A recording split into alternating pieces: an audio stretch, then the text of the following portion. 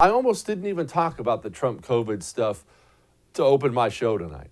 I realize it's a huge story. I'm going to give you all the last 72 hours.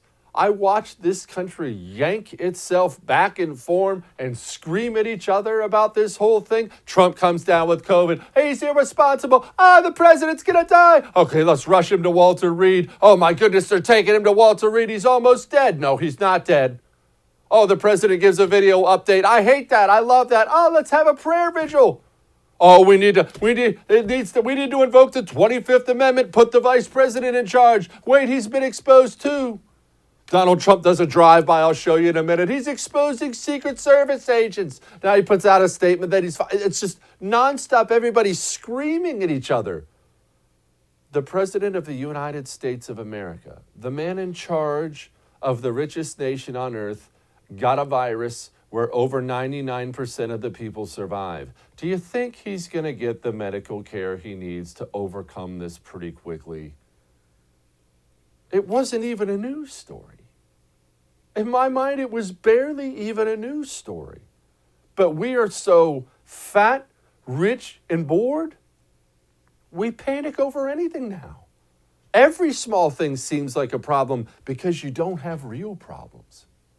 We are that rich guy on the side of the road staring at the flat tires saying, "Why me, God? Why me?" While people around the world are starving. It is what we are.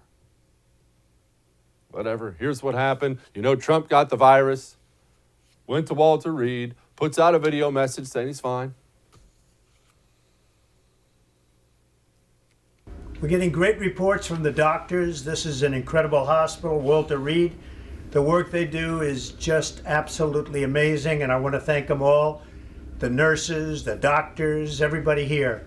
I've also gotten to meet some of the soldiers and the first responders, and what a group. I also think we're going to pay a little surprise to some of the great patriots that we have out on the street, and they've been out there for a long time, and they've got Trump flags, and they love our country, so I'm not telling anybody but you, but I'm about to make a little surprise visit. So perhaps I'll get there before you get to see me.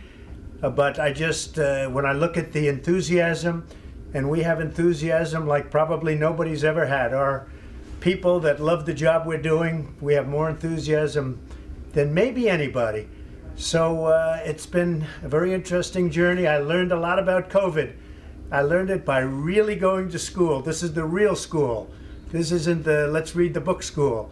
And I get it, and I understand it, and it's a very interesting thing, and I'm going to be letting you know about it. In the meantime, we love the USA, and we love what's happening. Thank you. And Trump, of course, already put out a statement. Totally fine. Quote, "I will be leaving the great Walter Reed Medical Center today at 6:30 p.m. Feeling really good.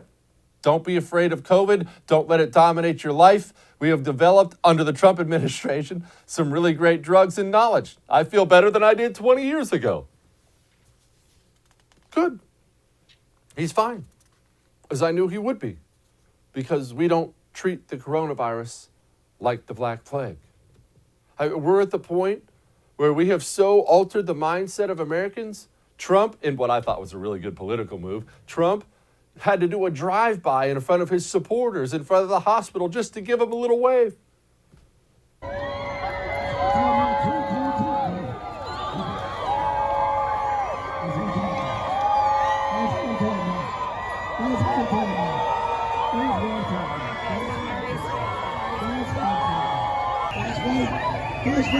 Mr. President,